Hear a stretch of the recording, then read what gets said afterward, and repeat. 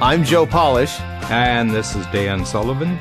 Welcome to another episode of 10X Talk. And we're going to carry on a conversation we had on our last episode. If you haven't heard that one, go listen to it. And even if you haven't, you can listen to this one and then go back to that one. And Dan, we were talking on the last episode about the 50-person progression. And you went through building your 10X future through your 10X relationships. And you went through criteria of 6 different things. And can you talk about that? And then we'll go into another part of it. And then I'll bring up something I said we would talk about, which is how does Dan Sullivan get out of relationships that he's not aligned with? Yeah, I mean, the thing that I would liken, if I could give an image to everybody who's listening, just think of a town or a city. Let's talk about a big city, and there's a really good section of the town, and there's a really bad section of the town, and a lot of people have had that experience in their travels.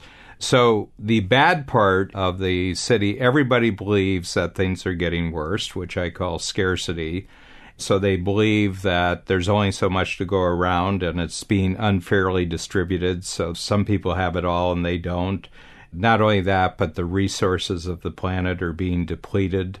And it's, again, by people who, they're wealthy, powerful people, and that it's basically unfair. So their basic attitude toward life is that it's unfair, and they're on the wrong end of that. Then as far as their behavior on a daily basis, they exhibit a lot of envy, they exhibit a lot of guilt, and they're very, very angry all the time. And oftentimes they're extremely well educated. I find the greatest negativity and the greatest belief in scarcity is actually among the most highly educated individuals, because they go to college, they go to school, and their teachers teach them this, and they go to college, and their college teachers teach this. So everybody really reinforces everybody else's scarcity minded. So that's the bad section of town. And the right section of town is really where people believe that because of technology, everything in the world has a real great chance of getting better in almost every conceivable part of life. There's a tremendous increase in human ingenuity for coming up with new solutions and new products, new services, new capabilities that make life easier for everybody. And there's a constant expansion for opportunity, regardless of where you started in life. It doesn't matter where you start, whether you're wealthy or poor, or what your gender is, what your racial background is, doesn't really matter. So that opportunity you can take advantage of, but the one pass card that gets you, let's say there's a fence between these two parts of the city, and there's a gate where there's a pass card, and you got to stick it in. The pass card that gets you into the really good section is gratitude. You have to start basically every day being grateful for what you already have, and just think the world is just amazing. It's just wonderful. And if you do that, you're going to see all sorts of ways of being creative. Ingenuity is having an idea. Creativity is being able to execute the idea and do it within an expanding network of cooperation with other people. So what I'm saying, Joe, is if you had a choice of where you wanted to live in the city, anybody who's an entrepreneur wants to live on the right side of the fence, because everything you produce over there, everything you do over there is greeted with positive, abundance-minded attitudes. So there's the abundance district, and then there's the scarcity district. First of all, who you create your future with, and like if the next 50 people, you could choose where you wanted them living, you'd want to have them all come out of the abundance part of the city. You wouldn't want to hang around in the scarcity neighborhoods because everybody's unhappy. They're all complaining. They're all criticizing. And you wouldn't want to be there because it uses up all your energy just being around them. Now, once you're over in the abundance side, there's even greater criteria about who would be the best 50 people to surround yourself with in the future. And that's really the subject. And the concept that leads us off, I call the double multiplier. So what do you mean by double multiplier? Well, you have to look at things, and here again, I'm talking just about entrepreneurs. You have to look at it from, in the terms of your entrepreneurial success, there's 2 universes that you have to think about. One of them is a personal universe, and that's just what do you do And on the other hand, there's a company universe, and the company is the support system that you've grown around you, and it's your vehicle for becoming more and more successful as an entrepreneur. And so each of them deserves equal weight. And on the personal side, because of the way that you've grown as an entrepreneur, you do a lot of activities which may have made sense for some reason in the past, but a lot of those activities really don't make any sense for you to go forward with. They aren't going to lead to any growth. They're not going to lead to any sense of satisfaction. But we just collect them. It's like, it's like buying things over 20 years but never throwing anything out. That, after a while, you're not very, very happy with the environment that you're operating in. Periodically, you just have to clean things out. You have to prune things and everything like that. And what I noticed with a lot of entrepreneurs, they just collect all sorts of activities.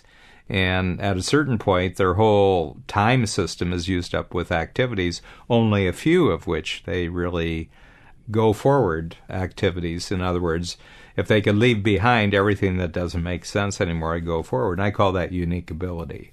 So that's the one side. So if you think of a big circle of everything the person is doing, the entrepreneur, you, me, and millions of other people, then there's a smaller circle inside.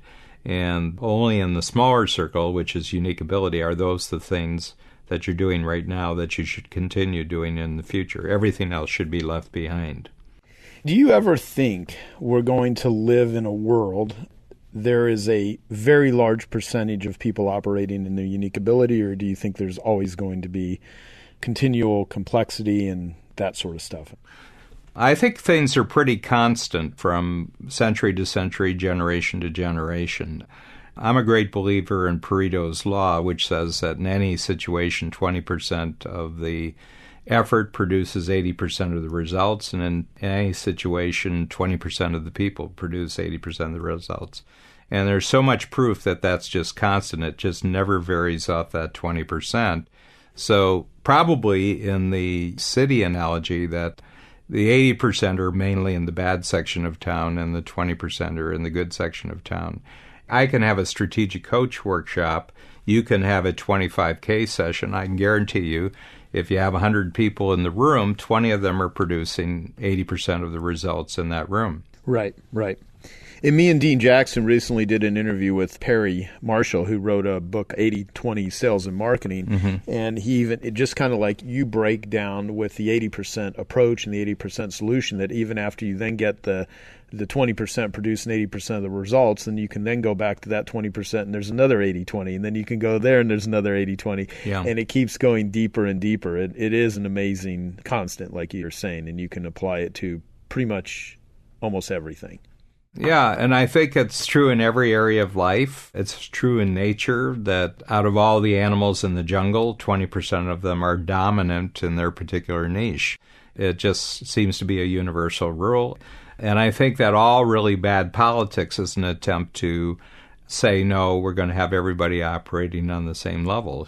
Everything we dislike about politics is the attempt by politicians and bureaucrats to not recognize the 80/20 rule. That's how society is put together. And the attempt to try to equalize things that make no sense to equalize, because if you ever try to equalize 80/20 and bring everybody to like whatever you would want to phrase it, fairness, or take from the successful to give to the unsuccessful or whatever, where, it's positioned like you're actually the successful or the uncaring ones and they're hoarding all of the money versus looking at it like, well, the ones that are producing the results does not automatically, it's immoral to have someone that is producing results to have to give some of the benefits of those results to people that haven't produced the results unless they just willingly want to do it. And most of the people that I know that produce results are caring, compassionate, empathetic, contributing member of society and a builder of community and a caretaker of many, not because they're forced to be, but that's just because who they are. I see that surrounding me with the type of entrepreneurs and value creators that I hang out with, and you see the same. So I think you are absolutely right. You made this comment to me once, which I completely agree with, that you said there's, two industries that really misuse talent, although, of course, we know there's many industries that misuse talent and many people that misuse talent. But you said, politics and nonprofits. Yeah. Yeah. I mean, it's just, we'll get off on a 6-hour discussion here. But yeah, I just think because they're trying to change the 80-20 rule, and it just uses up enormous amounts of tax money, and and I mean, it just wastes an enormous amount of money that could be better used and skills that could be better used. So one part of my equation then is this unique ability thing. So I have 5 criteria that I look at a person, and I'll use you as the example, Joe, because, my feeling is that you're the person in the world outside of Strategic Coach that I have the best and most cooperative and most creative relationship with. And I say the first criteria is, looking at it from my standpoint, if I look at Joe multiplies my unique ability, and our relationship multiplies your relationship. So we have this relationship where the more we hang out with each other and the more things we do together, the more we multiply each other's best unique ability. So that would be my first criteria. And therefore, if I'm looking for someone in the future who I would first of all meet as a stranger, then this would be the thing. Is this possible? I know what it looks like because I already have Joe. And so now that's the model I use for looking for the other ones. Can I say something to that also? I mean, let's just say in my 25K group, it's the same sort of thing. We look at Genius Network and say, who is the ideal model of just a fantastic person in 25K, a fantastic relationship? And that would be you. I mean, you're number one on that list. And so it's great because we can always use that as a standard to compare. It helps with creating and maintaining a criteria because I want as many people that have as many of the attributes as Dan Sullivan in my world, because my world just gets exponentially better every day the more I do that. So yeah, it completely makes sense. Yeah, and that leads directly to my second criteria under unique ability, is that by knowing you and working with you, my unique ability teamwork in the world just got better because of your basic ability to reach out and meet entirely new people and discover entirely new people. That's an ability that I probably have to some degree, but you have it at 100%. So I don't have to try to do that. I don't have to try to get better, but you're just automatically going to create an enormous number of new relationships for me that you've kind of screened for me. So you've done all the work. And then one of the impacts that we have on your organization is that they get to see how our organization runs. So you don't have to be training them. We actually train your organization. So you got this whole training organization that just comes with a relationship. Right. Let me say something about that too, because hopefully it'll communicate this the way that I interpret it from a different vantage point, because I'm actually in Strategic Coach. I'm very active. I send my team members to the Strategic Coach team programs and things like that. Is I just think it's a great operating system for anyone. And there are a lot of people, and it's people that are in the scarcity mindset where they're always questioning, well, what's the cost of training people? Well, what's the cost of untrained people? I mean, if you're going to have them around there, so whenever you can see models of things that just work well, why would you not want to dive into that? Yeah. Why would you not want to learn from it? Yeah, and then the other thing is the connecting of yourself with other unique ability talents. It's more than teamwork.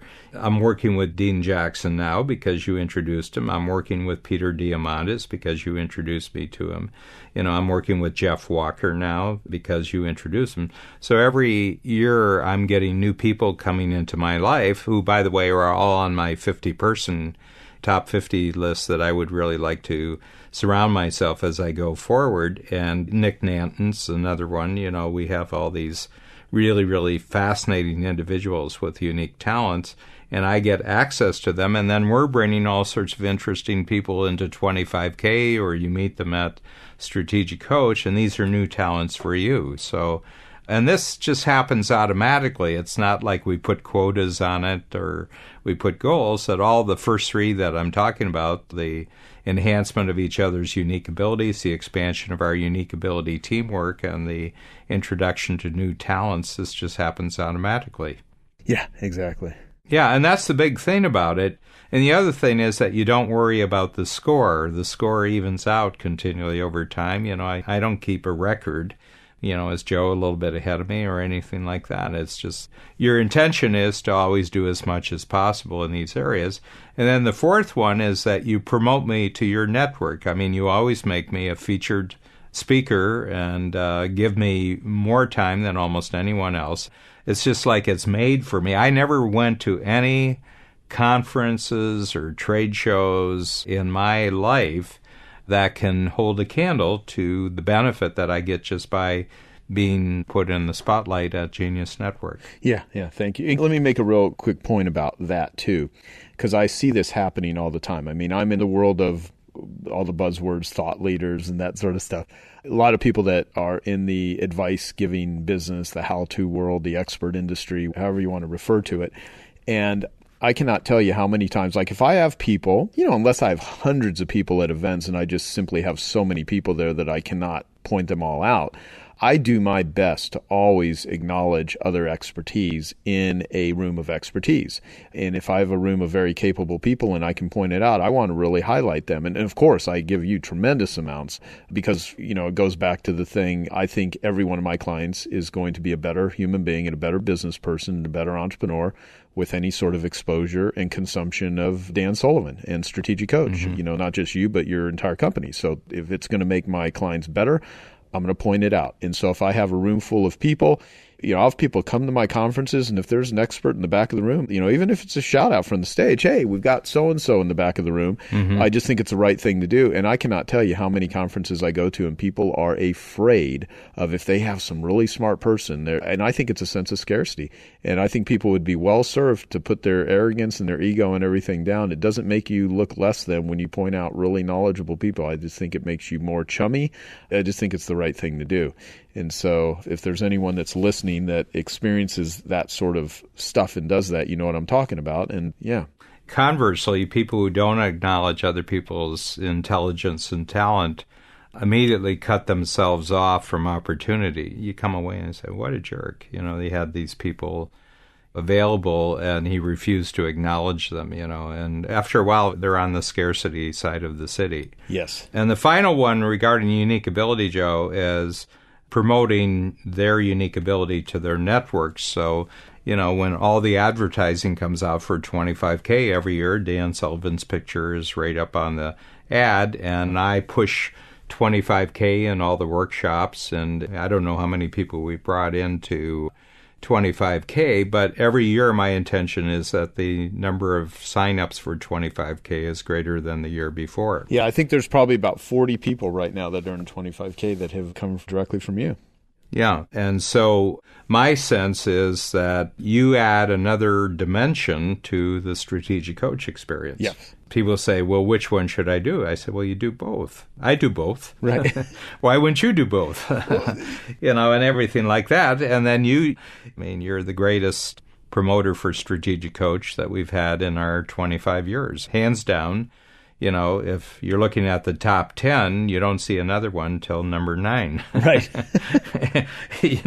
So, Joe, just to talk about this, because it's the theme here, you're number one in my world, and I'm number one in your world. And neither of us intends to ever give up the number one spot. Right. And we will fight for it, and we will do stuff. And so for everyone listening, if you're having a hard time translating this into your life, which I hope you're not, if you are, what I would recommend is you do a Genius Network exercise, which is something we do in 25K, where you have a person in the middle of a piece of paper. You can pull out a piece of paper and do this. Draw a circle in the middle, and that's you. And then you draw 8 circles out surrounding you, and you list who are the 8 most important people. Now, you can do it with 4 people. We always choose 8. 8 seems to work really well. And, what I'll initially do is have everyone just brainstorm a list of 30 people that are the most influential, important in their business, although you can niche it also. You can do health, you can do relationship, you can do technology, you can do marketing. But, if you just across the board, if you just think of who are the most important people in your world, most important clients, who are they? And then underneath their name, you write in the circle, you put a circle or a line through the middle of the circle, horizontal, and you write underneath the name, what is their skill, what is their capability. And that allows you to really look at who is most important. And then you have to ask yourself, what's the value that this person has to me, to the relationship? How can I help them first? Focus on how can you help them, and then how can they help you? And if you take that approach, I just think life just works. Relationships become better. People appreciate someone more, and people appreciate you more because you're focusing on appreciating them. People give you more value because you're focusing on giving them more value. And that's how you create a strong, solid relationship. And as long as you're operating with that system and you're aligned in that way, it's going to keep growing. It's going to keep getting better unless someone falls off the horse. And even if you do, if you've built in, it would take a lot in order to really disrupt our relationship, Dan, because we just, we work on it and it's important. It's like your children, if you really love and care about your children, you tend to do loving and caring things for them. I think that that applies to all relationships. Yeah, and I just like things that last forever, So you got to bet your future time on things that have the greatest possibility of success. Biggest bets go down on Joe Polish.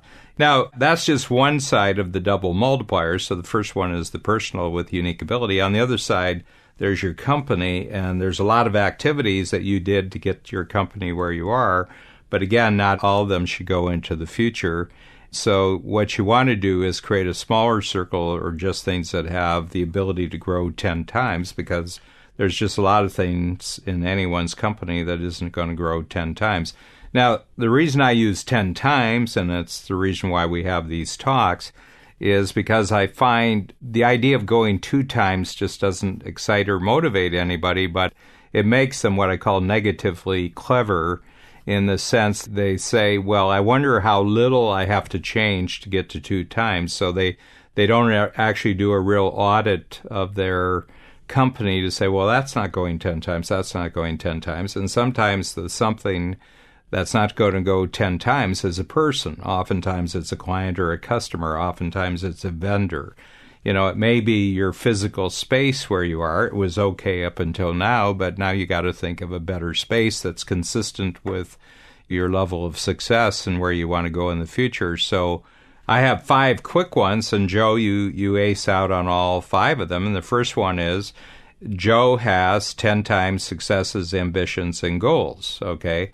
So I know one of the permanent features going forward of the Strategic Coach Company is going to be our relationship with 25K. It's going to be our relationship with Genius Network. I mean, that's just slotted in. That's a given. We start every year and we say the single most important relationship that our organization has with another relationship is the one with Joe Polish's organization. Yeah, I love it.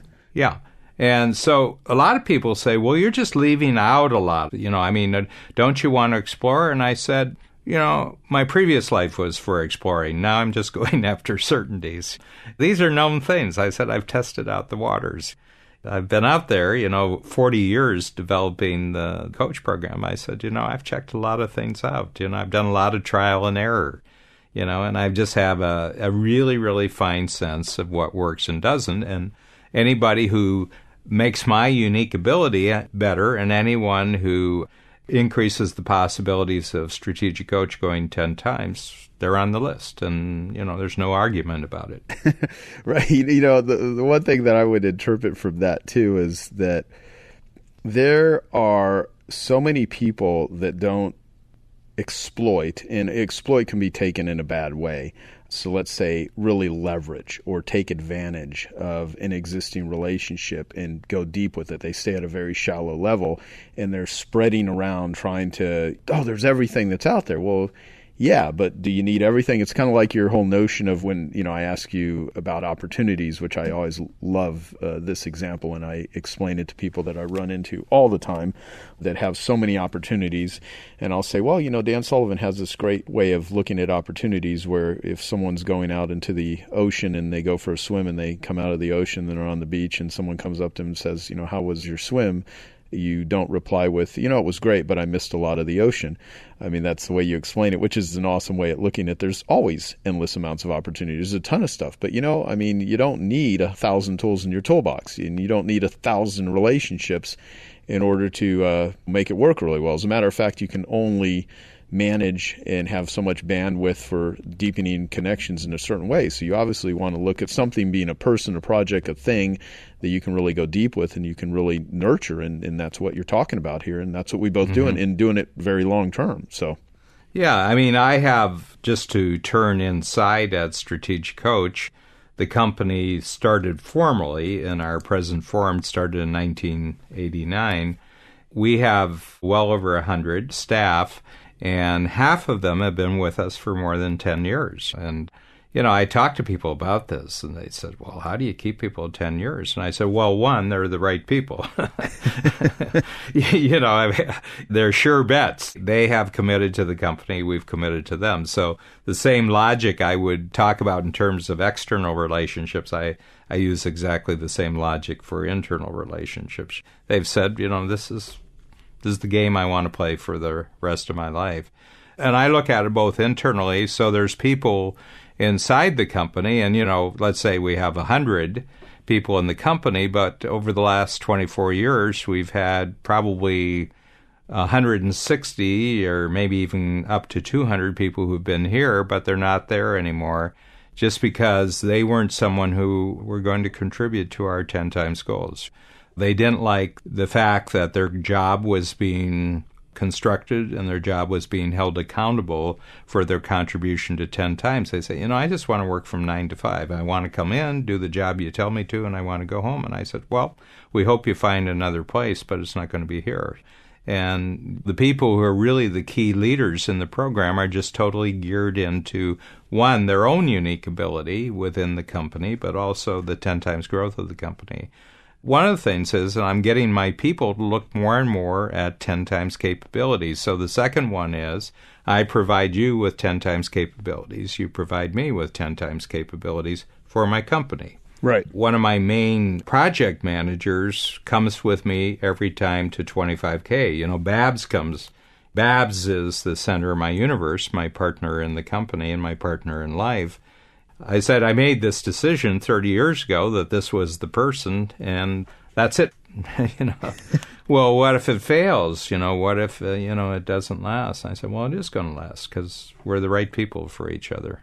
Well, and just from what you just said there, the commitment to it is just very clear. I mean, there's no wishy-washy with you on things. And if there is wishy-washy on it, you're really quick to know how to get to, yeah, I'm going to do this, or yeah, I don't. I mean, even with your impact filter, I mean, you have really great methodologies for people that are sitting in the twilight zone and want to get out of it to figure out, yeah, I'm doing this, I'm staying with it, this is what I do, versus, I'm not going to second guess myself or second guess this relationship. And you spent your life developing that skill, and because you have paid that price, you're able to quickly teach it and give it to other people that won't have to go through many things that we're both, I think, gigantic time savers for not only each other, but also for our clients. Yeah, and just on the subject of commitment, I'm completely digital about commitment. It's either 100% or it's zero. Right.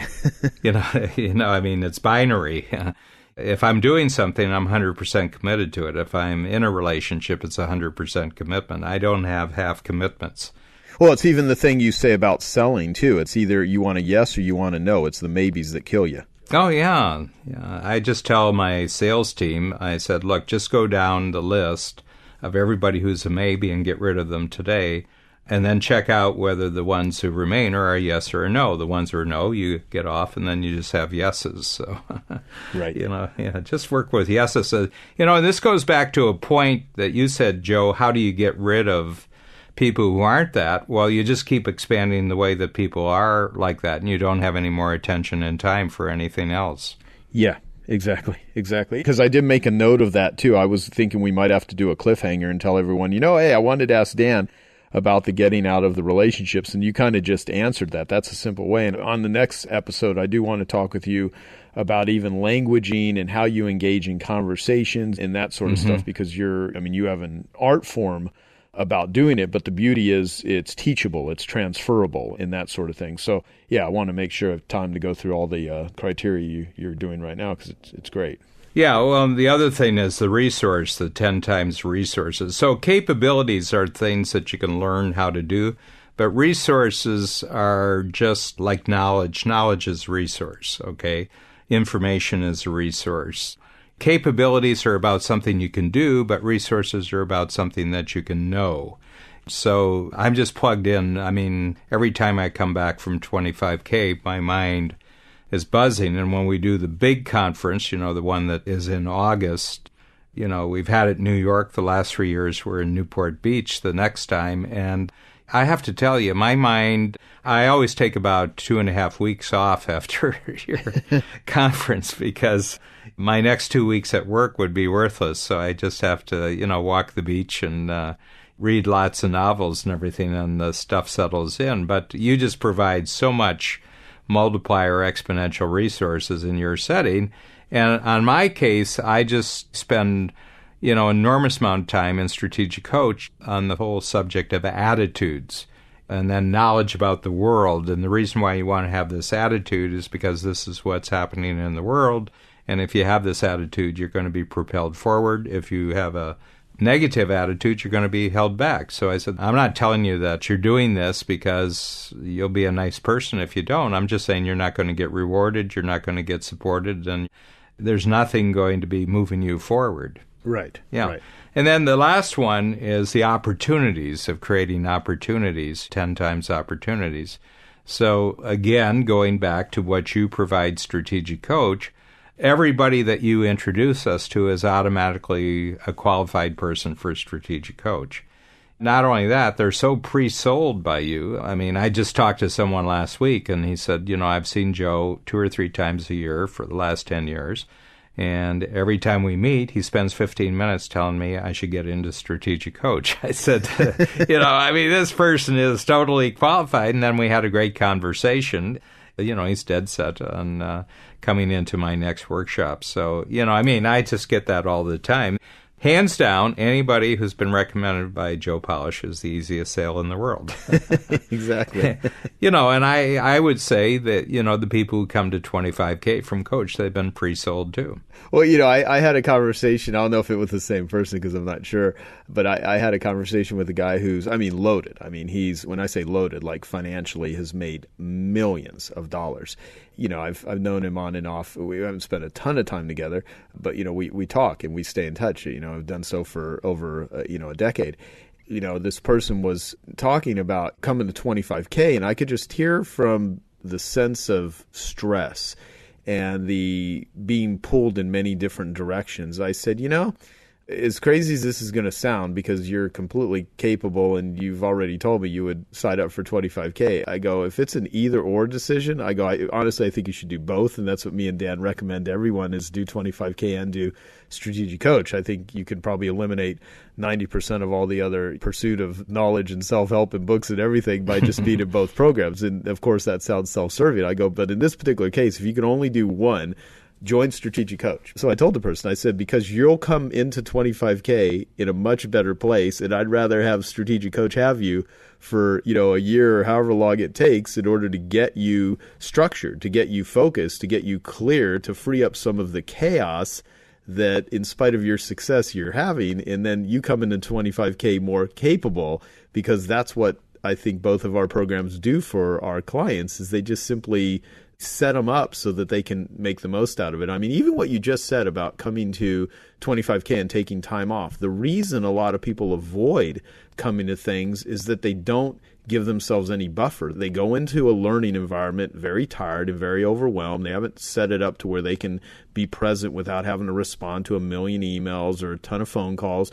And then when they leave, they immediately jump right back into a race. And it's just stupid. You shouldn't run a marathon and then, not practice for it. And then as soon as you're done, try to run another marathon. Mm-hmm. It's pointless. Yeah. And so the way you set it up is why you get so much out of it. Mm-hmm. People have a hard time understanding that you can do a hell of a lot less stuff, read a lot less, attend a lot less things, but get 10 times more out of it if you simply just give yourself the space. Yeah. And that's what you're such a master at doing. Well, the interesting thing about that is, to put it as both basic level, we never send anyone to Joe's daycare center until they're toilet trained at Strategic Coach. Yeah, exactly. I got to start using that line. It's like when someone talks to me that they're really rich, but they just think they're the smartest person. I'm like, look, you've made a lot of money. Big fucking deal. Go to Strategic Coach and get toilet trained. I mean, that's great. Yeah. That is awesome. So the last thing, Dan, that you talk about is you connect each other to new 10X networks. Well, I'm just sitting here and I'm just putting a list together. You introduced me to Dean Jackson, but you introduced me to Dean Jackson's network. You introduced me to Brian Kurtz, but you introduced me to Brian Kurtz's network, and Peter Diamandis and Nick Nanton and Jeff Walker, and I can go down the list. So not only do I get introduced to really great unique abilities for all the things that we've talked about so far, but I get introduced to massive networks. And I've just decided for the next 25 years, from my own personal involvement, that's the only kind of marketing I'm going to do, is to go through pre-qualified, checked out, good housekeeping seal of approval networks by other people, because it just saves such an enormous amount of time. You come in at a level of super high credibility just because of who's introducing you and what they've already said about you before you get there, and it just multiplies your marketing effectiveness by 10 times. Yes, exactly. And, you mentioned, and we can talk about this on the next episode because we've gone a little long on this one, but you mentioned something before we started recording, which is one of your clients in Strategic Coach, when it comes to meeting high-level people, had said, I don't know what to offer them. There's people I want to meet, but what do you offer them? And you said you went and wrote it up on the board, but then we've not even talked about it, and I'm curious to what you talked to all these people about, and I think we should bring that up on the next episode. Yeah. And then I'm happy to give some of the things, about what I actually think about when I want to meet somebody, and how do I open the door, how do I engage, how do I want to meet with them, and this is coming from someone that's never been super comfortable going up to strangers, or that has a lot of shy and introverted characteristics of myself. So it's not like I'm super Mr. Go out there and meet the world and completely feel comfortable. I mean, I just move through nervousness and fear because my curiosity and the rewards that I know from doing it are worth it. And I can kind of talk about that. So any final things you want to say to wrap up this episode? Because I think it's been pretty awesome. Well, if I just go back to the basic concept of the 50-person future, is that I'm sitting where I am now looking at the next 25 years, and I'm just basically saying, now I have 100% choice about who comes into my world, and I'm going to exercise that, but the only way I can exercise it in a totally multiplier way is if I have criteria for choosing the individuals.